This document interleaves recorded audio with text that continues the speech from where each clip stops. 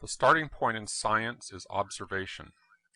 What you are seeing here is what happened to the North Tower of the World Trade Center, the second of 3 buildings to collapse on 9/11/2001. I use the word collapse, but words can be deceptive. What do you really see happening here? There's a tremendous amount of falling debris, but under the canopy of debris, do you see the rapid sequence of explosive ejections of material? Some of the jets have been clocked at over 100 miles per hour. I will call them explosions because it's hard to find other words that describe what we are seeing here. The explosions are not isolated and few. They are continuous and widespread. They move progressively down the faces of the building, keeping pace with the falling debris.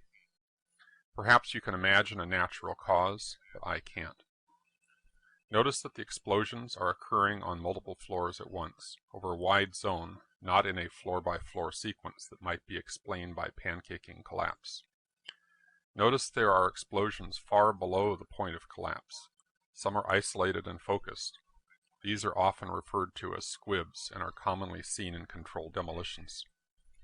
However, this is not a standard controlled demolition. The building is being progressively destroyed from the top down by waves of explosions, creating a huge debris field. The destruction is in waves, not just in one wave. Most obvious is a rapid sequence of explosions near the visible corner of the building. But simultaneously we can see another wave of explosions much further down the face of the building under the canopy of falling debris. Notice that both waves of explosions progress down the face of the building, nearly keeping pace with the falling debris just a few feet away. Slabs of concrete did not fall to the ground and smash to dust. There is almost no concrete in the rubble pile. Notice that the concrete is being forcefully ejected outward from the sides of the building, already pulverized to dust. Notice that embedded in the dust clouds are huge girders and entire sections of steel framing that are being hurled out of the building. The horizontal speed of some of the girders has been clocked at over 70 miles per hour.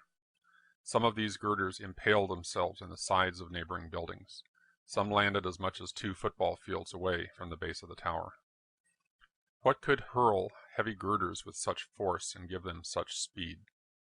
Some people have suggested that the weight of the tower crushing down on the girders caused them to flex, and they sprung sideways by a spring action. But we are not seeing isolated jumping girders. We are seeing a major fraction of the mass of the building, steel, concrete, office furniture, and the remains of human beings, reduced to small pieces of rubble and fine dust, and being explosively ejected in all directions. Bone fragments are found on the roofs of adjacent buildings. The bones were not crushed in the falling mass, or they would have been trapped in the debris pile.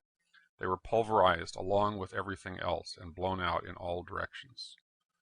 The NIST investigators have claimed that the top section of the building above the plane impact point came down like a pile driver, crushing the undamaged lower section of the building all the way to the ground. The top section of the building is, however, noticeably absent. There is nothing above the ring of explosions except for a fountain of debris. Can you see a pile driver? It does not appear that the building is being crushed by anything. The waves of destruction and explosive ejections of material are occurring over a wide zone that continues all the way to the top of what remains of the building. The scientists at NIST did not model the collapse of the towers. Their analysis was gravely flawed in many ways, but the biggest flaw was that the scope of their investigation was artificially limited. They took their analysis only to the point of initiation of collapse, as though all that followed was inevitable and needed no explanation. The scope of their investigation was artificially limited to what might have happened or could have happened to begin the collapse. What they explicitly did not take into account is what actually happened. By limiting their investigation to the natural precursors of collapse, plane damage and the fire, they ruled out from the start any possibility of discovering evidence of planned demolition. In other words, anything that occurred during the collapse itself, such as the evidence you're seeing here, was explicitly scripted out of the investigation. Any analytical model of the collapse, no matter how simple or how sophisticated, is a bad model and bad science if it does not come back full circle to explain the actual observations. What do you see?